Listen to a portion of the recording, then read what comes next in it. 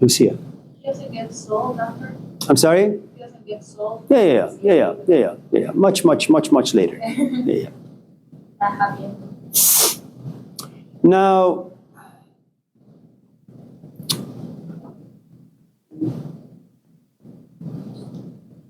Joseph, of course, is now in this well. It's way down, it's dark and it's deep. And what happens? When you want to come out, but you can't find a way out, you scream and you cry. And you scream and you cry, and you scream and you cry. You hope that someone up there can hear you.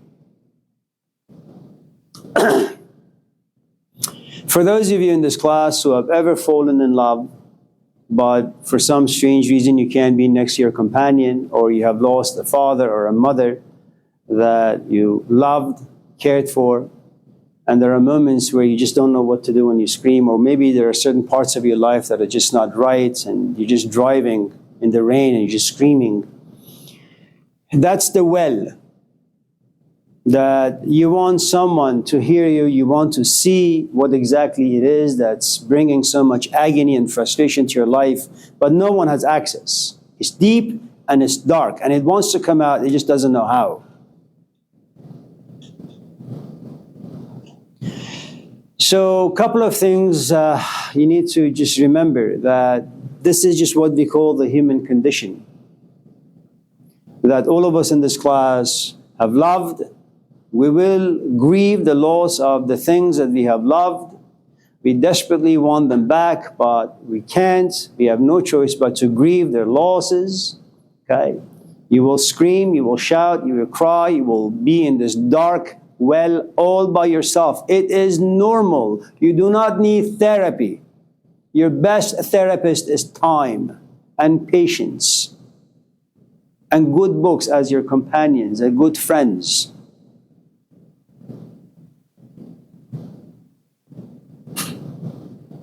Okay. I know this is Oakland. I know people like to smoke.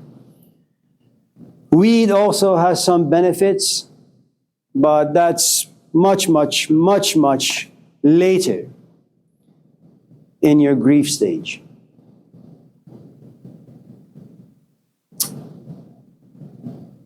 You know, Aldous Huxley in the 1960s, his first wife had cancer, and there came a point that this particular disease was giving her just too much pain.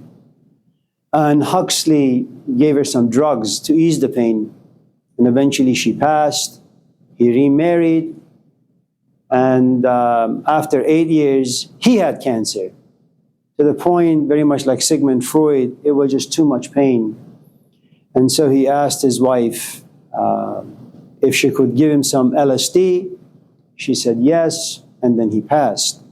So the point I'm trying to make is pain, after you've done a good amount of screaming and shouting and, finding books and maybe friends, there are moments where drugs can be profoundly useful, but only under the guidance of a very, very, very proficient teacher or a doctor or a companion who knows a thing or two about drugs and the culture of drugs.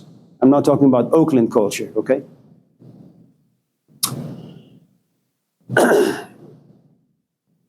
Now,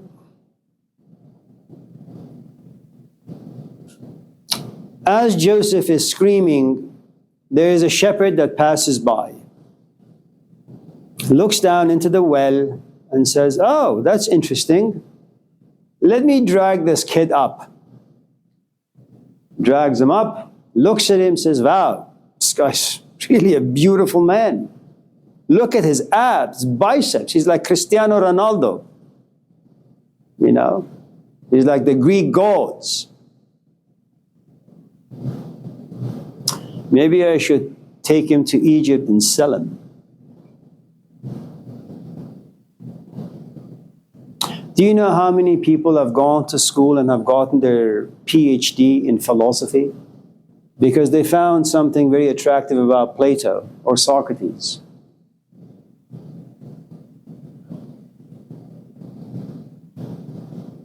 And in the end, they simply go to the classroom to make some money. They're not really very good at what they do. The only person who can appreciate beauty is the person who has fallen in love with it. No one else can. Marx fell in love with justice. We are just pathetic little animals who simply give ourselves the label communist or socialist or Marxist. For us, it's just a business. It's a feel-good thing, not for Karl Marx.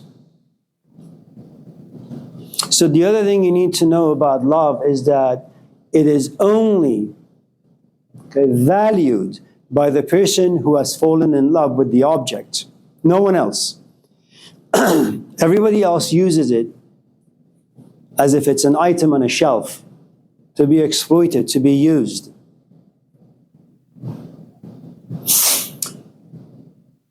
Let me digress a little and talk about women.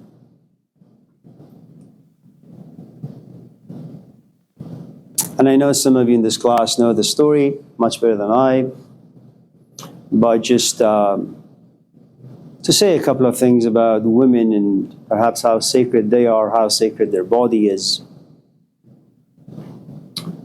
I'll give you a few traditions just to express the difference between someone who loves and someone who simply just uses, and how different their values are.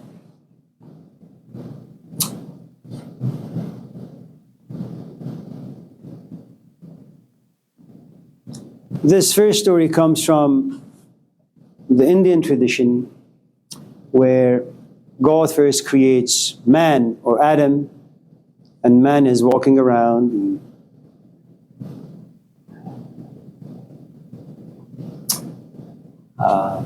One day, as he's walking, he comes across this creature he's never seen before.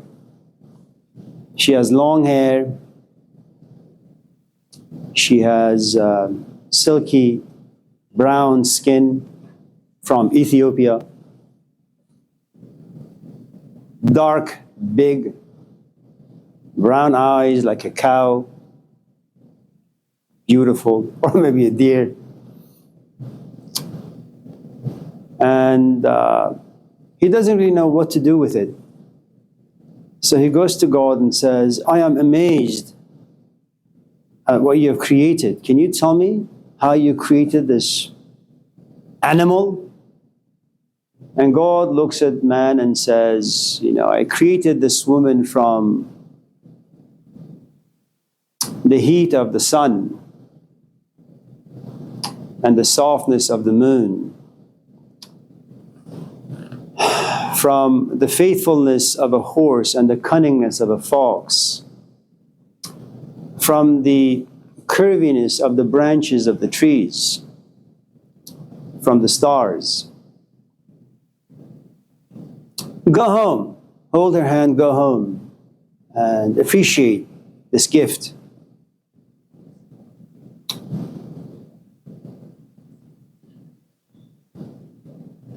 He takes her home, comes back after 2 weeks, goes to God and says, she talks all the time. All the time.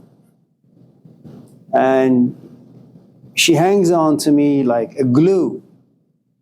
I'm being suffocated. I don't have any freedom to do anything. Take her back. God says, are you sure? Yes. So he says, fine. And man goes home alone, and after 2 weeks goes back to God and says, I miss her so terribly.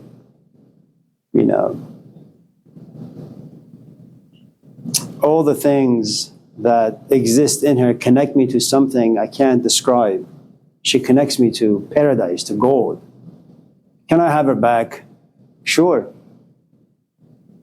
And they go home again together, comes back after 2 weeks and looks at God and says, I have no idea what to do with her. I can't be with her and I can't be without her. For those of you in this class again who have ever loved, and sometimes separation is a bit too much, there are days you say, I wish I had never fallen in love And then when you don't feel anything, you say, I wish there was someone out there I could fall in love with. And then you realize it's such a gigantic force in life that you don't know what to do with it, you don't know what to do without it. Take good care.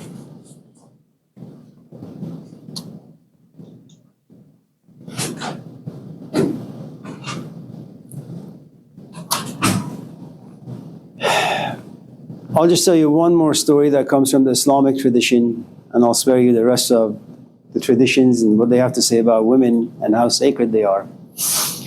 In the Islamic tradition, Adam is walking in paradise somewhere and she's completely bored and restless. And God says, I feel sorry for man, let me create this woman. He does, and one day Adam is walking, looks at this woman, doesn't know what to do with her, looks at all the animals out there and he sees the male animals on top of the female animals and he says, oh, okay, so that's what I ought to do. So as he gets on top of Eve, in Arabic, Hawa,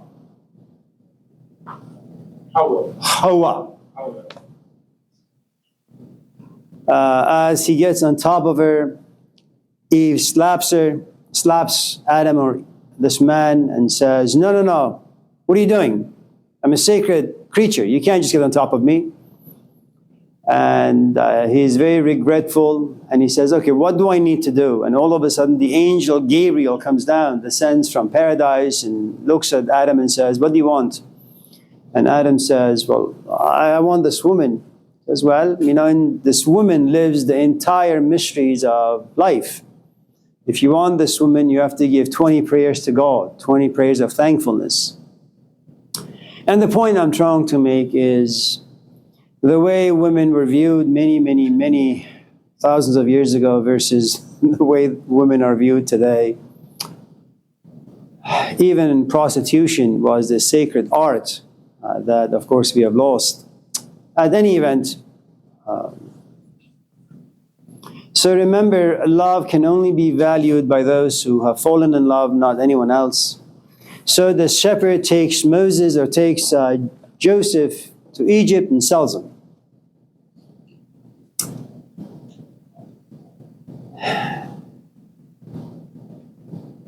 Now he lives in the prison of the Pharaoh in Egypt. Now Joseph has this ability, this talent that no one else does have. And he becomes known for the only person, only human being for the past 2 million years who can interpret dreams the right way. Symbolically, love is the only animal, the only beast who is able to provide, to create, and to interpret dreams. No one else can.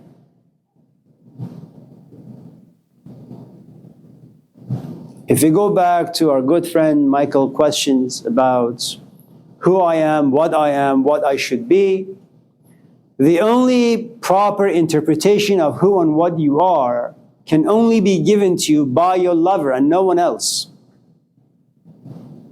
Who you are, how much can you sacrifice? Fall in love and you will realize your life means nothing. You're filled with compassion, empathy, forgiveness. You are like Jesus Christ. You're ready to crucify yourself. That is the ultimate perfection. There is nothing else to do, nowhere else to go. You are complete the moment you fall in love. Now, the Pharaoh has a dream and he doesn't know what to do with this dream. It doesn't make any sense for him. The thing you need to understand, dreams are profoundly important.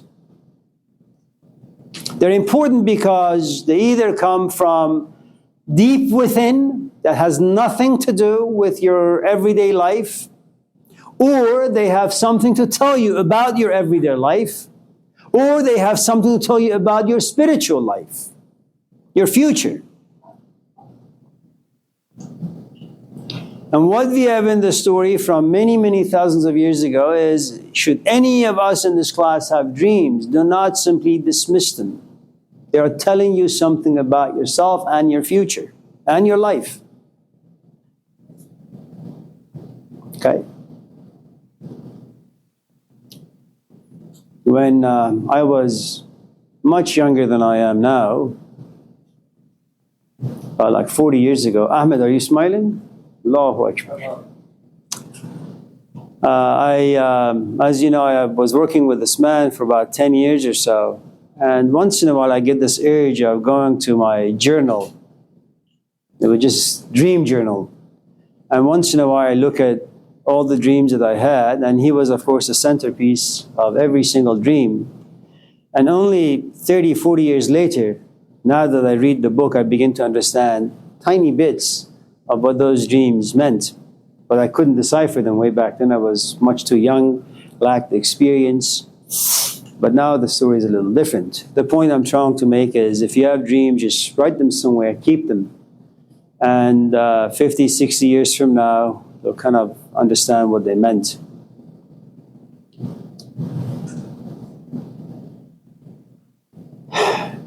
So the Pharaoh has dreams. He doesn't know what to do with this dream. He calls on everyone to interpret this dream, but no one can. And someone tells him that we have a guy in one of the cells in our jail who interprets, the inmates' dreams. Maybe you should ask him, and he does.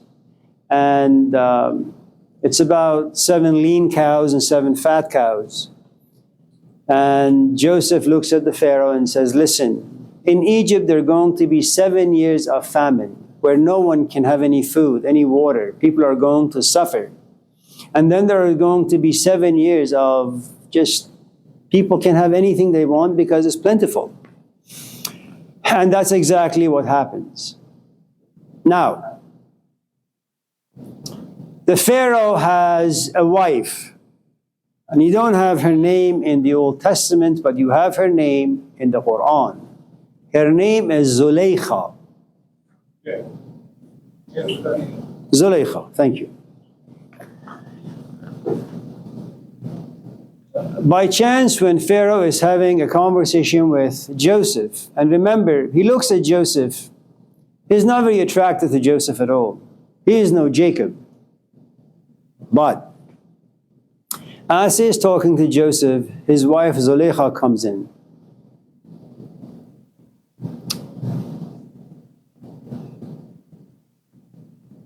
And she has a feeling that she never had. Or if she had forgotten the feeling. She begins to tremble both within and without. Her voice begins to shake. Confusion overtakes her. She becomes very anxious and very stressed.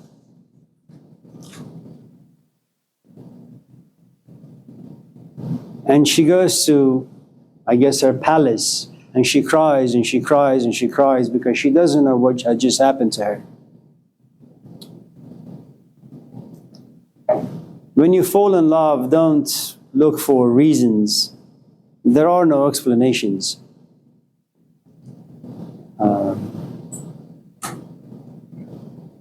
And it doesn't matter who you are, it doesn't matter what you have, if you're married, if you're single, if you have 10 boyfriends or girlfriends, if you have dogs and cats and rabbits. Love just comes to us and it consumes us. And it doesn't care who lives with us, who isn't alive. None of those things matters to love. Now remember, the problem with Zulaykha falling in love with Joseph, love just doesn't purchase parts of you.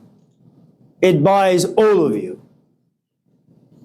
It doesn't say, I will only occupy your mental space, but you can have your emotional and physical space. It doesn't work that way. Love takes your body, it takes your mind, it takes your soul, and it takes your emotions. You don't belong to yourself anymore. Now time passes and Zulaykha's condition worsens, but she's political enough not to express or manifest the way she feels about this young man, to Pharaoh. But her maids, her servants know exactly what's going on, and they keep asking her, you are the Pharaoh's wife. You can't be in love with this servant, this slave. And Zulaykha looks at her maids or servants and says, you guys don't understand because you have never fallen in love. And once you fall in love, love forces you to look at your entire life and all the things you have accumulated. And love will force you to a realization that your life without love means nothing. It's been a complete waste. Now remember, it's much better for you to fall in love when you're 20 because you don't really have much at the age of 20. But when you're 60 or 70 or 80 and you've been married like Pavarotti for many, many years, and now at the age of 70 you fall in love, singing means nothing. Your kids mean nothing. Your reputation means nothing. Money means nothing.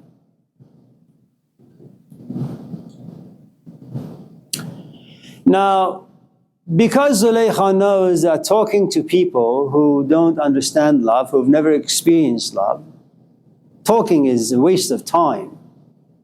Rationality and reason is a waste of time. I mean, how could you convince anyone why you have fallen in love with a man or a woman 50 times your age? Let them experience it. It's something we talked about many times, I suppose, in this class. That talk is useless. Hands on. You need to get dirty. You need to get messy. Like Job, that's the only way you can understand anything worth understanding. So Zulaykha does an experiment. She says, tomorrow, I know none of you in this house have ever seen Yusuf or Joseph, but tomorrow I'm going to have him come to my palace with all of you present, like 50 servants, 50 maids. I'm going to give each one of you a very, very, very sharp knife. And I'm going to give every single one of you an apple. And then you're going to stand in this line. And then the moment I say, Joseph, come in, all you have to do is look at him just for a second and then start peeling the apple. They say, fine, it's easy enough. And then the day comes, they're all standing in line, and she says, Joseph, come in. And Joseph enters. They all look at him, but they can't look away. At the same time, they have the task of peeling the apple. By the time Joseph leaves, the maids look down and the floor is all filled with blood. Joseph was so beautiful, they had no idea what they were doing. They were not peeling the apple.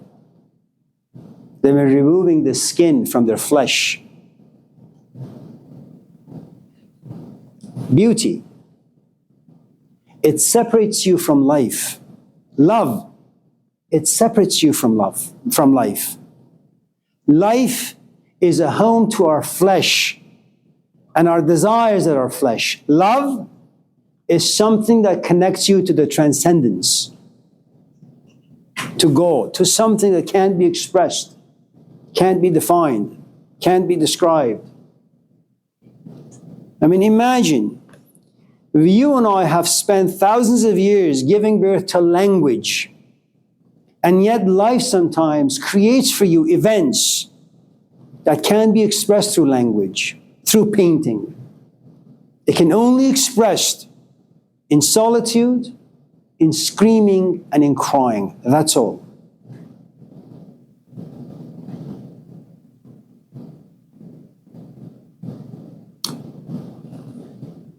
Now, let me kind of stop here for a moment and kind of very, very, very, very, very quickly share with you, and my knowledge about all of this stuff is profoundly limited. I'm sure there are better people out there who can explain this better. Jacob is a man symbolic for human beings, all human beings.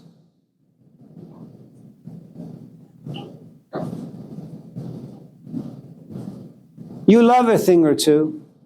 Maybe you love soccer, maybe you want to be a dentist, but all of us in this class are born with love. Parents, friends, dogs, cats, video games, it doesn't matter.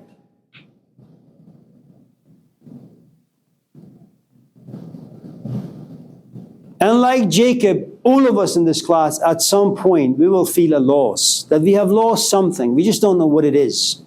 But this particular loss is not about a video game or a cat or a dog or a parent. Something about us wakes up for some very strange reasons that I don't know and says, your life is unfinished. It's unproductive. It's meaningless. Yes, you have some degrees. Yes, you make money. Yes, you are married, but your life is empty. That's the blindness of Jacob that all of us in this class have inherited. No one can escape it. It's impossible. And though you may sit in this class and not cry, you will certainly cry inwardly. It's called depression. Everything about your life is solid. There are no complaints. And yet you feel cheap.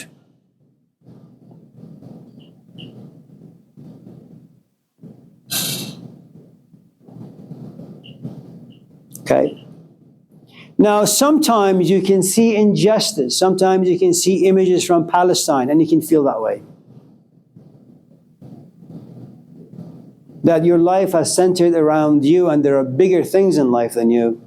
Kind of like what Spider-Man said to his best friend. Okay? Now, what is it that all of us in this class desire? Well, that's Joseph. He is the embodiment of beauty, of perfection. Some of you in this class are social activists. You want to drive around town and not see a tent, a single tent out in the streets. That's beauty. Some of you want to work on your relationship to make it more beautiful. That's Joseph. All human beings have only one purpose, to bring about some components, elements, degrees of beauty in their life that they can touch and taste and smell. The problem with becoming a Jacob or being a Jacob, as all of us are in this class at some point, is that your senses become useless.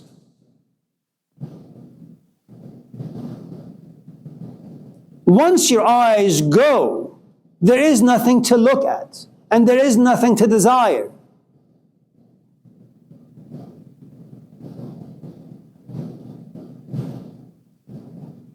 Remember the saying, I think from the Gospel of John, if you were blind, you would be without sin. But since you say you see, your sins remain. I know all of us in this class have a purpose and a direction that we want our life to take. And the moment you say, I know, it means you see. And as long as you think you see, you're going to make lots of mistakes. To be blind is to sit and to grieve and to scream and to wait for someone to drag you out.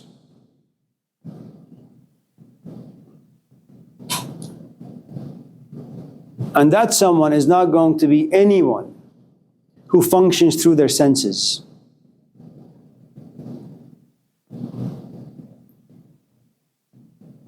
Socrates is not interested in your body or mind. He wants our mind. But our mind is in a well. It's dark and it's deep. And he has to pull it up. And it's tough.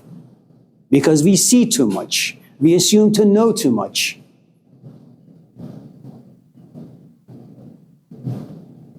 Remember, depression is a good thing if it's created in the right way and used in the right way.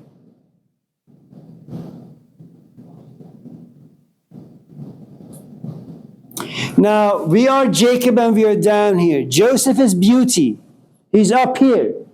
He's like a mountaintop, but we are at the bottom.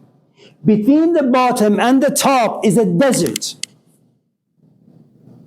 In the desert, there is no comfort. There is no rest. There is no solace. We are always on the move, assuming that this desert has something to offer us, when in fact it doesn't.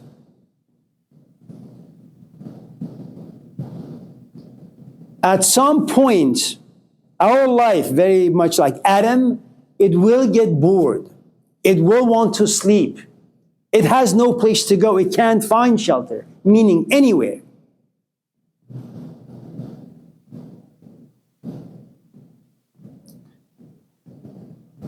Now, as the famine hits Egypt, Jacob and his sons travel to Egypt. And the sons go to the Pharaoh to ask him for some food. But the Pharaoh eventually came to fall in love with Joseph, so much so that Joseph was now the Pharaoh. And as the father, Jacob, who is now blind and 135 years old, and all the 11 brothers standing there pleading with the Pharaoh, they give us some food, Joseph, i.e. Pharaoh, comes to recognize the brothers and the father. But remember, you can't see the Pharaoh, you can't look at the Pharaoh in the eyes. Your head must always be bowed.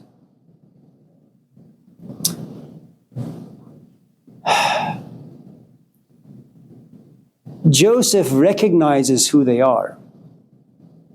But something very interesting happens to Jacob.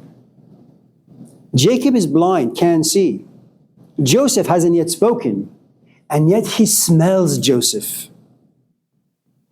You don't see beauty, you smell it.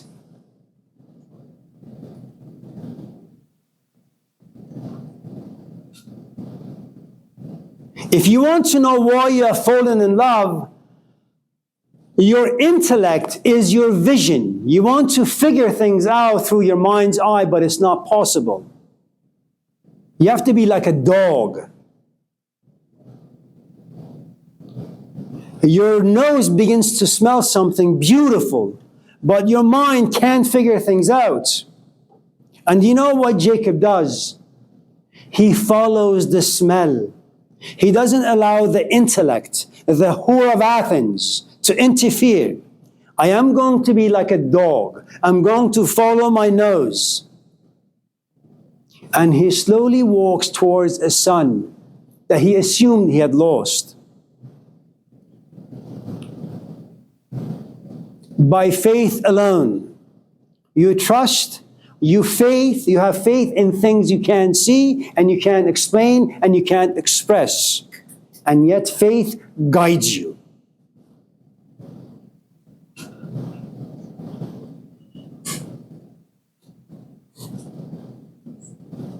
And of course, the family gets reunited and they live a happy life ever after.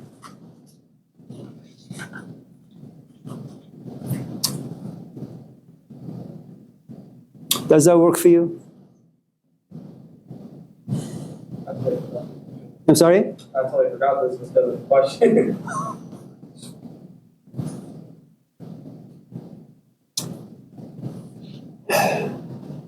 Yeah, so. Oh. It's good to see all of you. It's time, right? Yeah. It's good to see all of you. Today is Wednesday, right? So, see you next week. Have a nice weekend. Stay well. I'll take you on camera.